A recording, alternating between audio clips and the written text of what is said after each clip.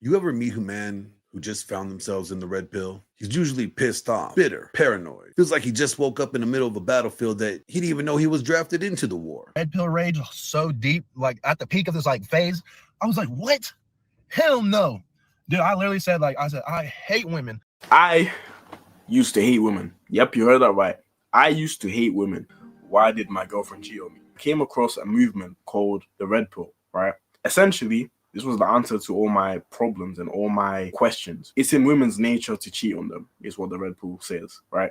It's in women's nature to cheat on you, to find a better option than you. Do your own research on the Red Pill movement, right?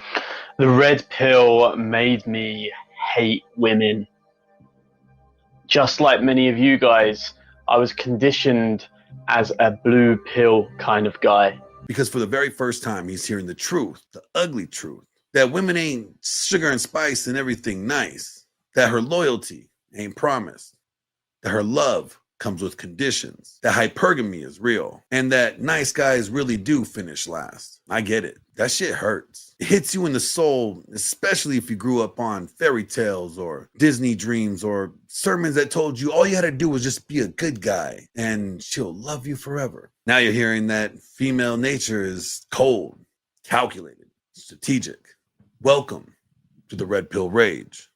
This is a pit that many men find themselves falling into and just never getting out of. Why? Well, because a lot of the red pill content, especially from the bitter ones, ain't about growth. It's not about advice, best practices, or solutions. No, it's just a repetitive loop of what's wrong with women. If you want to be a man that stops pointing fingers and starts commanding the room, then you're going to need to take something a little stronger than that red pill. I suggest you become a man with a dominant masculine presence. See, R.P. Thor wrote the blueprint when he came out with his book, A Dominant Masculine Presence. And I wrote the battle-tested field manual in the essential skill of a dominant masculine presence. And my friends Paul Bauer, AJ Matthews, and Ray Dientour, these are men that are forging the path forward. Men with scars, not just stories. But most importantly, these are men with solutions. Because the red pill tells you what is the problem. But a man with a dominant masculine presence, he solves it. A man with a dominant masculine presence, he doesn't cry about female nature.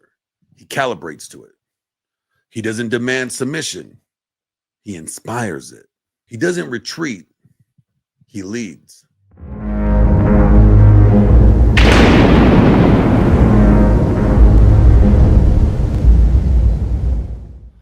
Gentlemen, there comes a time in every man's life that he must choose.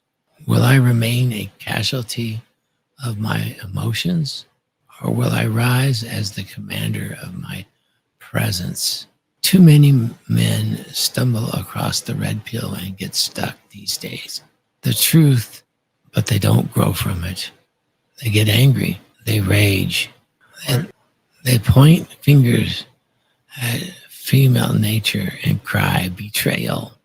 A dominant presence doesn't need the rage.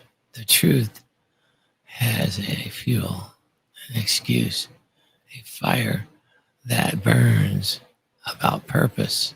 He is in a forge, the man into iron, that forged man into iron. And when you are forged in a purpose, you don't have time to complain about women. You're too busy conquering your mission, too locked in on legacy, too focused on forging a brotherhood, building strength, and creating impact.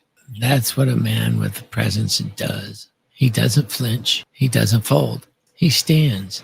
He leads. And those around him feel it. Because if we're ever going to mend the rift between men and women, and if we're ever going to fix the broken homes, the fractured families, the confused sons, and the unled daughters, we need men of presence. We need men of purpose. Men who understand the weight of leadership. Men who move with enlightened self-interest, not selfishness, not martyrdom, but mastery. Men who are builders, not victims. Men who inspire with their presence, not manipulate with pain. And if you're that man, if you're ready to stop the noise, cut through the confusion, and step into your birthright, then it's time for you to join a brotherhood. Not just any brotherhood, but the sons of Thor. But because in this brotherhood, We don't compete, we elevate. We know the secret that a rising tide lifts all ships, and we are that rising tide. So stand tall, brothers. The world is waiting for your presence to arrive.